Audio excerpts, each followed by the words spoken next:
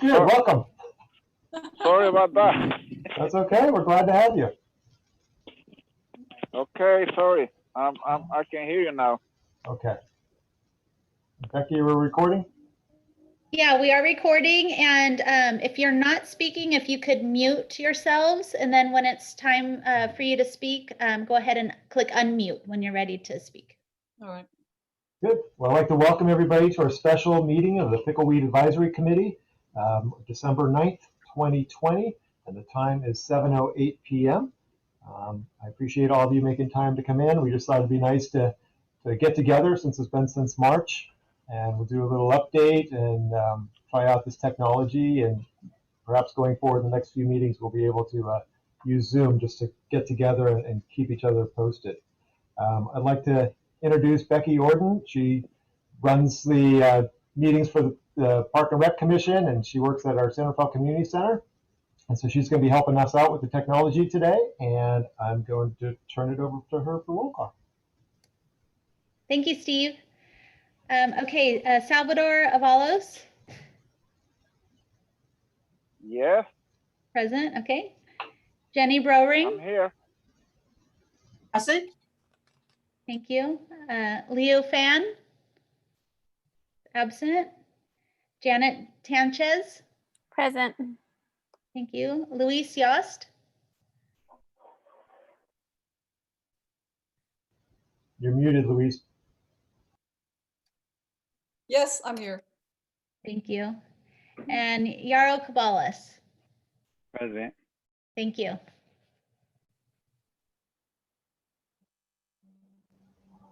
And then I'd like to note that our Park and Rec Commission representatives, both Kat and Ariel, were not able to make it tonight. Okay. And now I'll let Becky explain how the public can participate in this evening's meeting, although it doesn't look like we have any public right now. We don't right now, but I'll go ahead and read through this here. Good evening, everyone. Viewers are welcome to provide public comment online through Zoom or by telephone at 669-900-9128. And the meeting ID is 868-1025-0446#. If you are watching this meeting through Zoom, please select the participants button and select raise hand if you wish to speak. If you are participating by telephone and wish to speak, please press *9 when it is your turn to speak. You will be notified by the host inviting you to participate, and you need to press *6 to unmute yourself. Once you are unmuted, you will have 2 minutes to provide your comments. Thank you. And then I'd like to note that Jairo gets to vote tonight because as the alternate, he's taking Liu's spot, who was not able to attend this evening. Does anybody have any amendments to this evening's agenda? Okay. We'll move forward.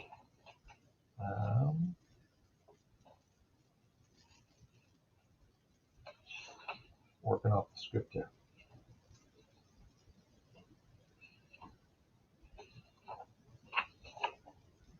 Okay, so has everybody had a chance to review and approve to review the minutes of our March 4th, 2020 meeting? Yes. Does anybody have any questions? Looks fine to me. Okay, there's no public for public comment. Can I request a motion and a second, please? I move that we accept the minutes as is for March 4th, 2020. And do we have a second? I can second. Okay, Jen.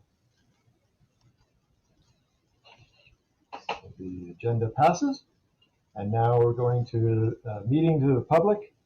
Introductions. I would like to introduce or note that our Library and Recreation Director, Susan Andrade-Wax, is in attendance tonight.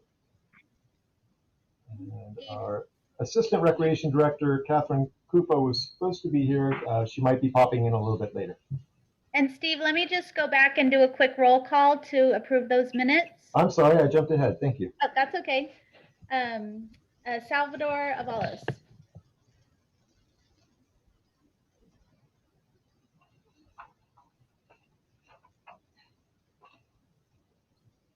you could unmute yourself. You're muted. Down at the bottom of your. Oh. There you go. There he is. As long as I know, I cannot vote on that minute because I wasn't present. Actually, you can. Even though I read it and okay, thank you. So I read it and I can say yes, I can approve it. Okay. Jenny Broering. I approve the minutes as written. Okay. Janet Sanchez. I approve the minutes for March 4th. Luis Yost. I also approve the minutes, March 4th. Okay. And Dario Cabales. I approve the minutes for, I believe it was March, right? 4th. March 4th. Thank you. Great. Thank you. Okay. The agenda's passed. Thank you, Becky. And there's no public for public comment, so we will go to matters before the committee. It's the review of the 2021 Pickleweed Advisory Committee meeting schedule. I assume you've had a chance to look it over, and we'll take any questions on that. Anybody has any? Okay, I do want to say that there's a good possibility that we will cancel the January meeting for several reasons. One, because we held tonight's special meeting, which is pretty close to that. The city will be shutting down the center for 2 weeks in the holidays, so there won't be a lot going on with that. And also, as most of you know, we are taking applications for new board members, and they have to be sworn in by city council. And they were hoping to get that done by January, but with the new council and several other commissions, city clerk's office is running a little bit slower. So we would let you know next week if it's canceled, but we're keeping it on the schedule for right now. I was also very optimistic in saying March we would start hopefully having meetings back here at the center. But again, that's optimism. If COVID continues, we would do another Zoom meeting for that. Are there any questions? Okay. And we do not need to vote on that because there's no action required. So now we're zooming all the way down to committee reports and comments. And as we noted at our last meeting, Jenny Broering has been this committee's liaison to the General Plan 2040 group. And she then brings back and gives us updates on what that group's been doing. So Jenny. The committee, I think we wrapped up our work maybe in March or April. We did February, the meeting was canceled because of COVID, and then they got the technology up and going for a remote meeting. So I think we did maybe 2 of those with some additional focus groups around historical preservation and the downtown kind of like renewal plan. Right now where the plan, the 2040 plan is at, it was, theoretically it should have been done by January of 2020, but it was not. It has been to city council twice, and it now has had public comments 2 times. And the next time on the attachment for this meeting, and I can share that with you if you want me to, or if you want to share it, Steve. But the next meeting will be, I think it's December 15th in the evening with city council, and it's an open meeting. There's a link for the YouTube kind of meeting proceedings that you can join. The actual plan is listed. The URL is listed for the 2040 kind of near a final plan. And I think we're just about ready to approve it. So that work will be finished, and there will be a new 20-year plan for the city of San Rafael. Yeah, it's been an interesting process. Yeah. Thank you, Jenny. I'd like to say that the meeting notice that Jenny referred to was part of your packet too, so you can it's like pull that up and page 10 of the packet is where it's at, and there are all the links. It looks like all those work, so you can just click on them and you can see the full plan. It's quite extensive, and there are many sections, so it's better if you look at it online. And like I said, it's been through 2 rounds of public comment, and this is kind of maybe the 3rd and final round before they actually move to approve. Does anybody have any questions for Jenny regarding the general plan, what it's about, what it, what it contains, or anything else? I'd like to ask Jenny, in regards to the canal per se, were you throughout this process giving them feedback about what you think is best for the canal?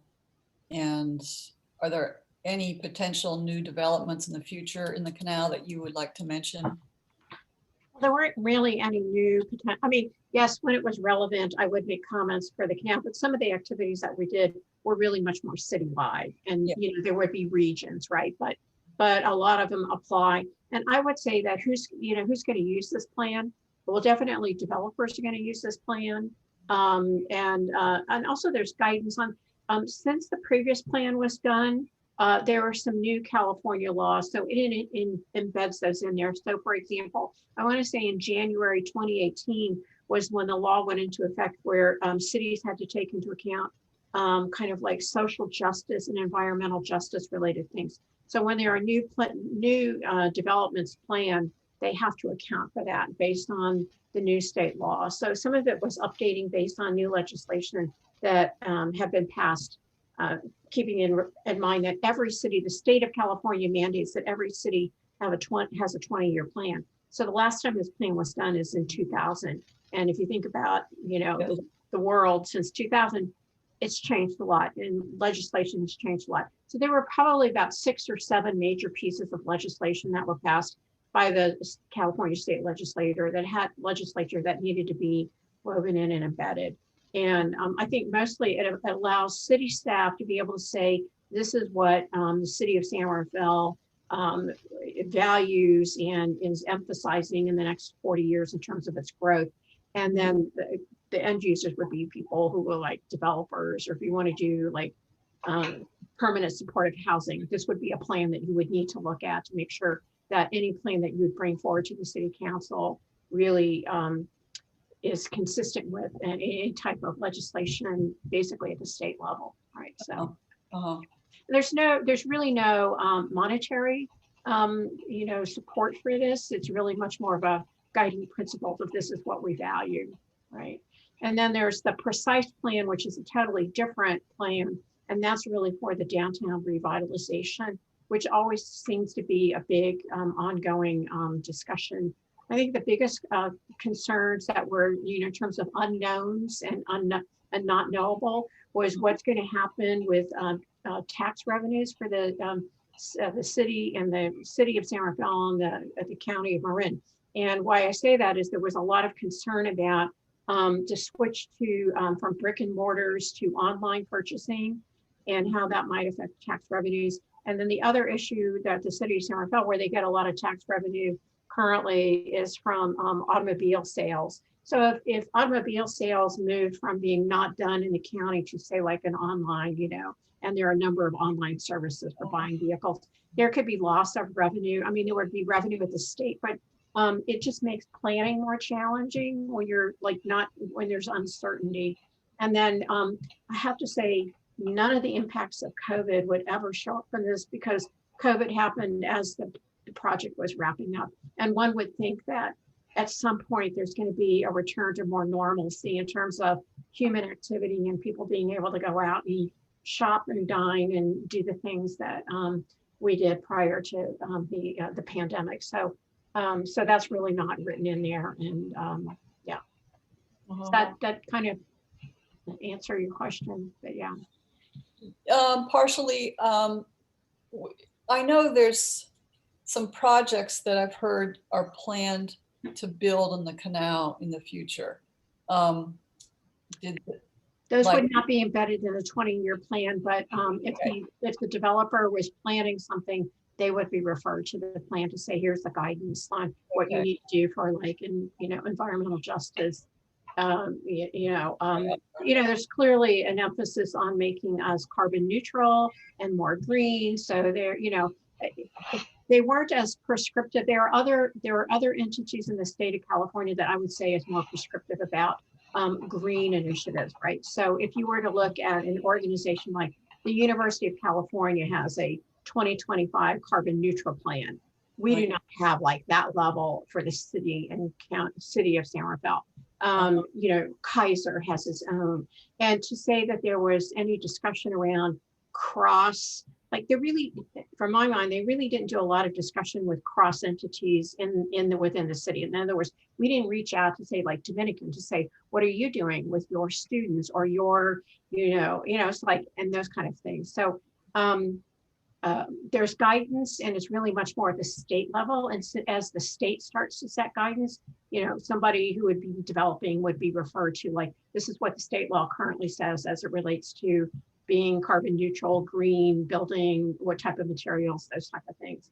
So, and then it also, once this plant, and I'm not quite sure because we haven't had a lot of correspondence from Barry, but the other groups that have to really review this in addition to City Council are the Design Review Board. Oh, right. Right. So, and there are many things that were currently already in pipeline, say the expansion of BioMarin right across, on 2nd and 3rd Street. And that's, already approved, and they haven't broken ground. And then adjacent to that is going to be the new senior kind of living facility that's with whistle stop wheels. So all of that's already in pipeline. And so it wouldn't have been included specifically. So it's a pretty, in that sense, the document is very vague, because it tries to be agnostic, not to say this project needs to do this and this project needs to do that. That's not the intention. It's more to give the kind of mission and vision of where is the city going in the next 20 years, basically. Yeah. That's very clarifying. Thank you. And I think that every municipality will be responding to any type of initiatives that come from the governor as it relates to sustainable supportive housing and affordable housing. And one thing that the county of Marin and even the city has not really, kept pace with, but this is not unique to our municipality, is really the number of new affordable housing units given, I think from the previous time, I can't remember, we at least doubled, if not tripled population within the most dense region, which is the canal. So that was discussed, right? And, that's not unique to, San Rafael. I mean, the entire Bay Area is, projected to have a huge growth. Now, it remains to be seen the effects of the pandemic, because now that people are working remotely, I know I have colleagues that are literally working out of country who work at UCSF who are, in Singapore, right?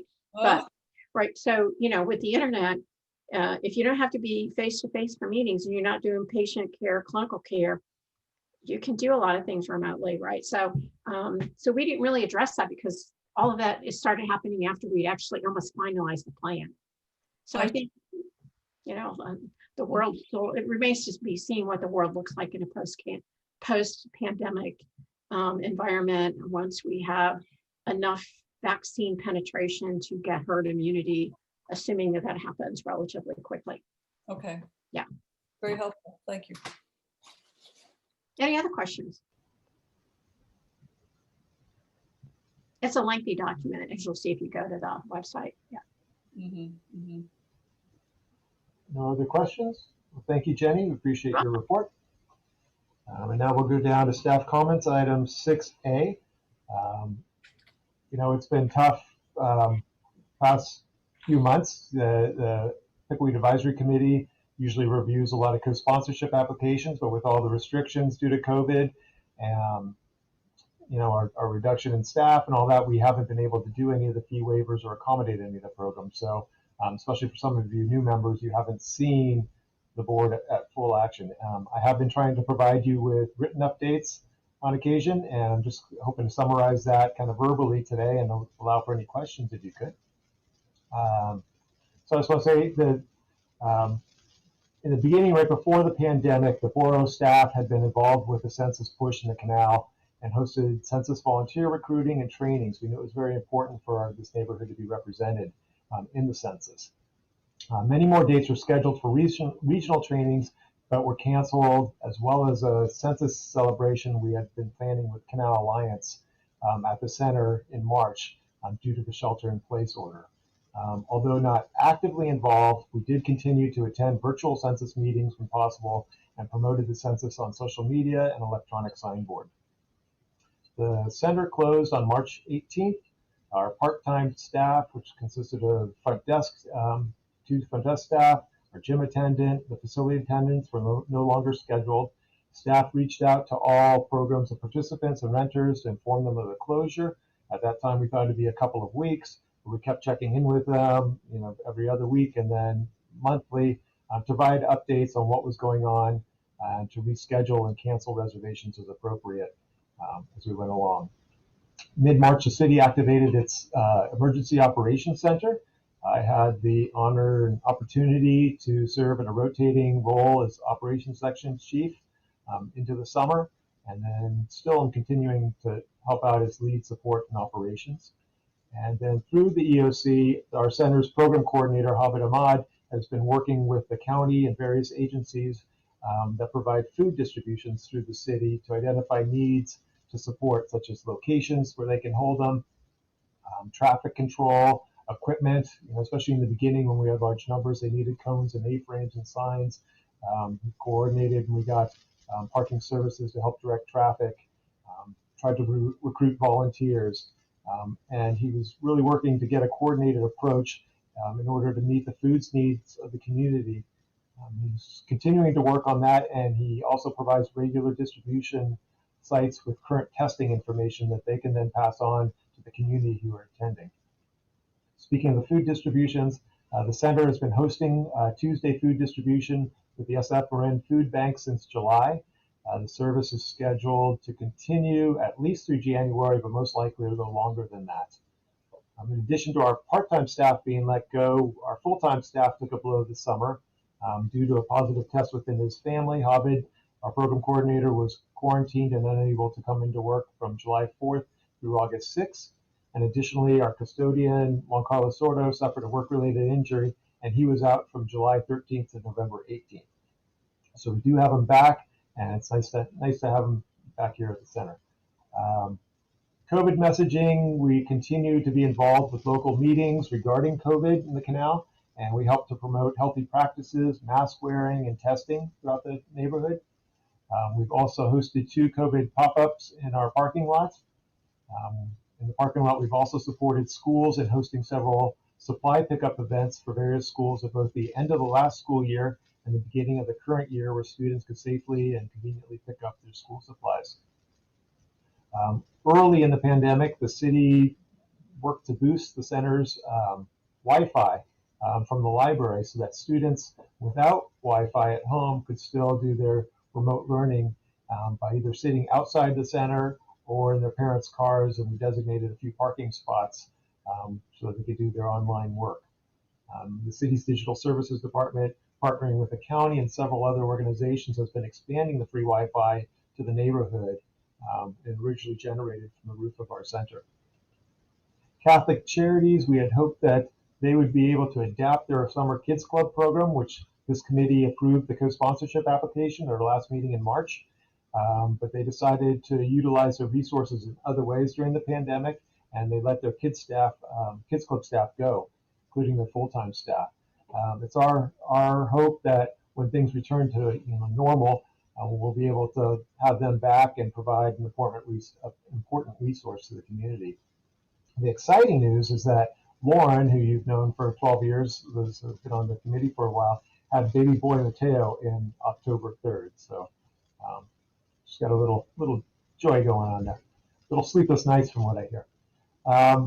Summer programs in person, we were pretty restricted on what we could offer this summer, but adhering to strict Marin recovery guidelines, we were able to host 2 3-week sessions of volleyball camp with 6 cohorts of 12 participating each day. We ended up serving a total of 140 children. Doing so transitioned us from working remotely to working on site, and thus being able to address questions from residents that stop by the center. As many of you know, a lot of people hang out here or walk by. They're we've got a lot of information on where testing sites are and food distributions and all that. So having a presence again in the community was good. Hovid, like his counterparts from some of our other community centers, also brought on some virtual classes this summer. Many were sports related. There's some Legos. The Junior Giants program, which is very popular here every year at the center, they had a virtual program. And then Hovid also offered 2 virtual fitness programs. One was with our recreation division, and the other was partnering with Marin County Parks. So that targeted some adults to be able to get move and recreate too. The Pickleweed Library has been offering curbside pickup of books as well as continuing bilingual story time on social media. The center's computer lab that we share with the library has recently had computer ports added to the walls in the lab, in addition to the ports that were on the floor. And it used to be set up, for those who don't know, like a classroom, and they wanted the flexibility to be able to move the tables to the perimeter walls and then be able to use the center space for library activities. So it's given us a lot more flexibility once we can resume programming here.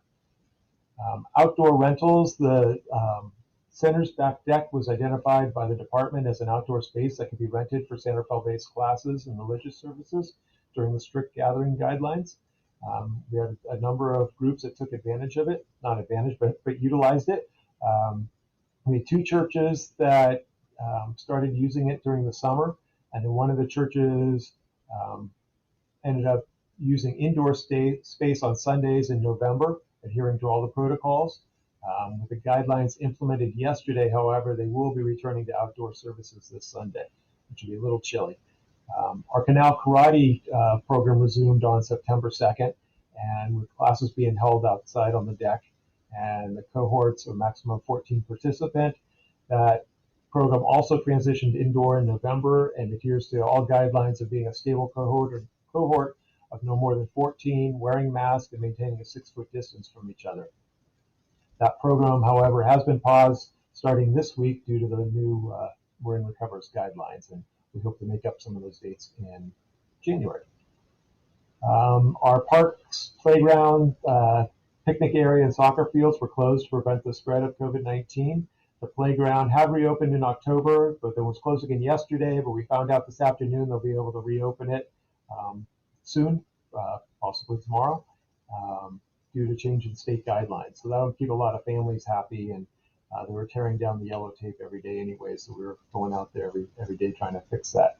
Although some childcare camp type programs and individual families may be within the health guidelines on the fields, the community has traditionally utilized our soccer fields exclusively for soccer, which is a high-risk activity, as it's difficult to explain and enforce to some groups over others for the sake of public health. It is determined best by staff and the EOC to keep the fields closed. And typically this time of year anyways, they're closed for renovation. They're heavily used, and the park staff have been out there fertilizing and adding sand, trying to level them out, keep them healthy. But they did stay closed all this year. Exciting news is that we've been working with the Marin County Office of Education and are now hosting learning hubs at the Albert J. Borough Community Center. And we also had some for several months at the Santa Fe Community Center. At Borough, we were using every room except the gymnasium for elementary school, middle school, and high school students. The elementary school age cohorts were supervised by YMCA staff, and the middle school and high schools with Canal Alliance and Marin County Office of Education staff. Although the center is technically closed to most activity, it's nice just having the program here, and it feels good to be supporting the youth who have such a need for the extra support. Between the city's digital services department and the better Wi-Fi in the Pickleweed Library, we were able to boost our bandwidth to accommodate 60 kids all attending their Zoom classes at the same time. The city is providing the facility for free. However, Marin County Office of Education is paying for our facility attendants to clean and disinfect the center each night, which has been nice to bring back some of our staff. Volleyball in October began renting our gym 6 to 7 days a week for cohorts of no more than 14 players at a time, playing 3-on-3 volleyball to allow for mass physical distancing. Unfortunately, we had to pause their rental after their use this past Monday due to the new restrictions. We assume once those restrictions are lifted, they'll be wanting to come back in. We were able to, they've always wanted to have more time in the gym, but it's our goal to always have a balance. The open gym sports of basketball and volleyball for adults is important, as well as providing for other activities too. But because they were able to adhere to the guidelines that others weren't, we were able to give them a little more time, and it's been extra revenue for the center as well, which has been great. The Canal Community Garden in October, Jordan Lockey, a scout in Troop 1015 and was one of the first female scouts in Marin, led a small group of volunteers in a beautification project at the Canal Community Garden. Jordan and her team worked to remove overgrown weeds and build new plant boxes that will allow for the addition of new community fruit trees. Jordan was able to raise the funds necessary, acquire the supplies, tools, and recruit volunteers for the project on her own as part of her Eagle Scout project. And then I know this committee has been very interested in this next project with Catherine, our assistant director, taking the lead. The city is pursuing a statewide grant thanks to Prop 68 to convert the soccer fields to synthetic turf and allow them to be open year-round. Additionally, the application process encourages us to include other new amenities to the park as well. As required, we've had to hold 5 community input sessions to determine what the community would like in the park. Traditionally, this is done through public meetings, but we've had to be creative and due to the inability to gather as a result of the pandemic. We conducted a community input session at the Tuesday food distribution here at the community center. We did one at the Junior Giants season-ending prize and trophy distribution, and one at the Saturday food distribution conducted by the Multicultural Center of Marin at the Marin Health and Wellness Campus. Staff also partnered with Canal Alliance to have a virtual presentation and gather input from Canal community leaders. And finally, we partnered with the Multicultural Center of Marin and made a presentation to the Canal Community Resilience Council. Public input has expressed an interest to convert the fields to synthetic turf and cost out recycled eco-friendly materials, add shade structure, trees, and a gazebo in or near the picnic area, provide additional parking on the east end of the current parking lot, and add outdoor basketball court that is designed to also be used for event parking, space for shaded seating throughout the park, additional trees, native drought-tolerant, low-maintenance landscape throughout the site, additional playground for children under 5, adult fitness equipment, which this committee has talked about in the past, to be located near the playground, improve the park restroom amenities, add security cameras in the park and field, pathway lighting, higher fence around the soccer field, include a mural in the site plan, and add additional water fountains. The survey was also on social media for individuals to complete. As most of you know, we have been attempting to get funds for the field for over 10 years. And although this is a statewide competitive process, I feel it's our best chance that we've had to date. The grant application has been extended from December to March 12th, and we'll hopefully be notified in late spring if we receive the grant. All construction would need to be completed by 2025. So hold your breath, cross your fingers, and hopefully we'll get this done. But Catherine's really done a dynamite job as far as getting support from Public Works, and Susan's provided a lot of input, and I really think we're in as good a shape as we can be for this grant. We had an election earlier last month, and for about 3 or 4 weeks, we had an election drop box installed outside the front of the community center for people to drop off their ballots, and had quite a few people continuously coming to do so. Additionally, instead of one day, the center was an election site for 4 days, from Saturday, October 31st to Tuesday, November 3rd. And this allowed for better social distancing for those who wanted to vote in person. The city also signed an agreement that and worked with PG&E to start installing equipment that allows a PG&E generator to be connected to the community center so we can be a charging station in the event of a PSPS, public safety power shutoff. This also provides power to other rooms in the center that would not be utilized by PG&E during the shutoff, thus improving our safety for our programs.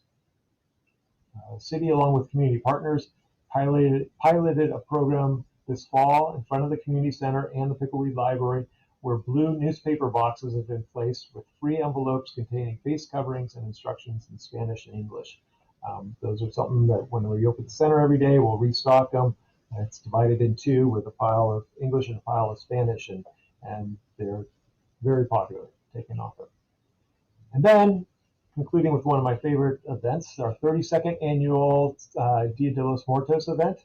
In April, the Day of the Dead Organizing Committee decided to prepare for a COVID-friendly event just in case, and our decision paid off. Instead of gathering at the center here to view altars, we had altars in business windows downtown that the public could view whenever convenient and at a social distance. This worked out well for Santa Fe Downtown Business Improvement District, as they were canceling their downtown trick-or-treat event due to COVID concerns, and they were very excited to help support us with our efforts as an alternative.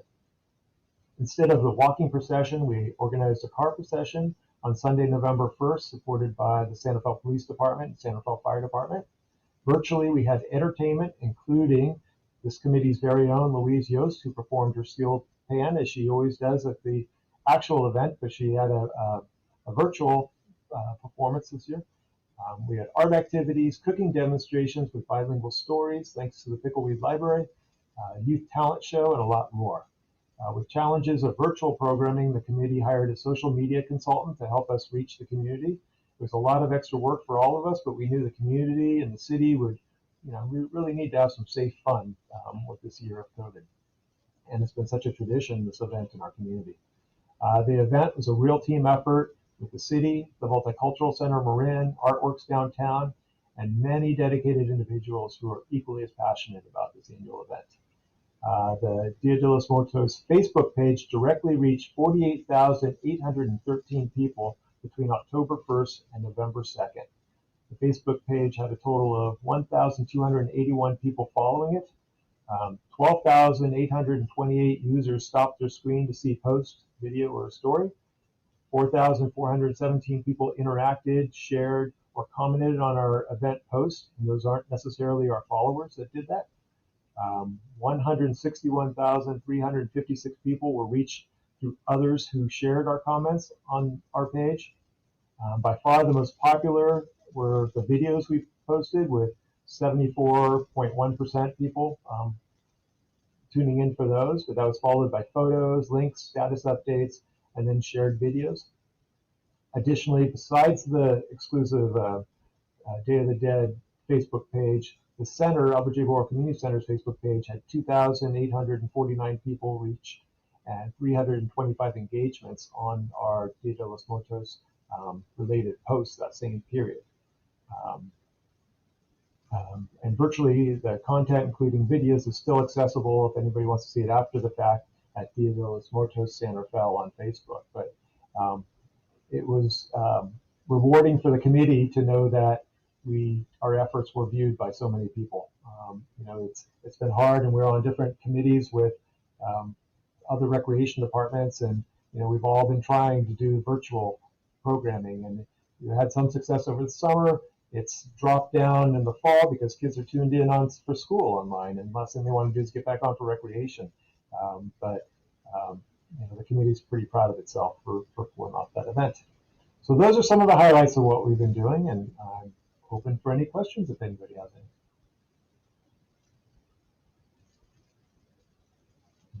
No questions? I actually saw the cars going by for the Dia de los Muertos. It was pretty cool. I actually liked it. A lot of low riders and all that, but people really enjoyed it. They were all lined up against the streets and all that. So good job. Good. Thanks. Yeah, we really tried to promote, the mask wearing, and people were supposed to stay in their cars. And what we saw along, the street, since it wasn't advertised, people could really kind of spread out a bit too. I mean, families obviously are standing together, but the challenge next year is going to be a hybrid, I think. The committee really got excited by these changes, and it brought new enthusiasm and a few new members to our committee. But in talking to people, they come to the event, because of altars. So then some people are saying, well, why don't we just continue doing the altars downtown? But then they do like coming here for that. So I think what we've done, we've built some bridges to downtown, which is great. And that some of the store owners that weren't confident making their own altars, we paired our altar makers, with them, and some made their own. but I think next year they'd be comfortable, and we can have, you know, some of the newer folks do some altars downtown and then still have them here, which is great.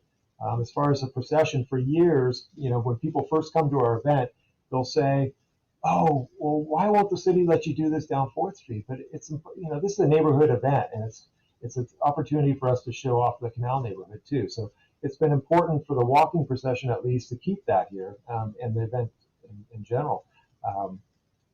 But now this has kind of sparked ideas, and when the committee gets together next year, we'll see. And perhaps to kick off a month or a few weeks before the in-person event, maybe we can have a car procession on 4th Street or downtown, and then still do the walking procession the day of the event. So it's sparked a lot of ideas. So, you know, not sure how it's going to work out next year, but I think it's brought some new life back to our favorite event. Any other questions? No?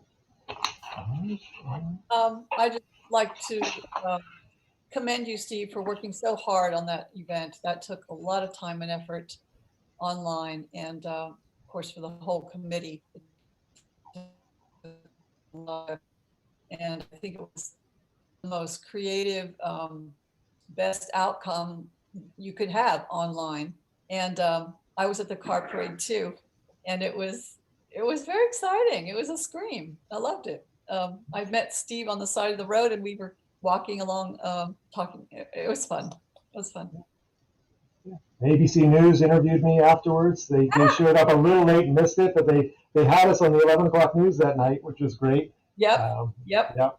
I saw it. Yeah, and there was another TV station was there too, I think. So yeah, it was great. So thank you, and thank you, Louise, for being a part of it too. You're welcome. Okay, well, if there's no other comments, we're at the end of our agenda.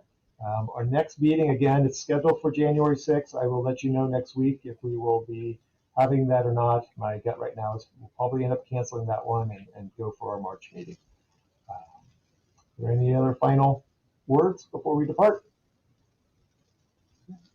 All right, well, it's 7:50. It was actually a pretty quick meeting for us, and I appreciate all of you making the effort to join us today. You know, it's a good trial run with the Zoom too. So we'll our next meeting, if we're not in person, we'll definitely be able to do this, and we might have some new members next meeting. So yeah, good. All right, everybody, meeting's adjourned. Thank you. Thank you. Thank you, Steve. Bye, y'all. Bye.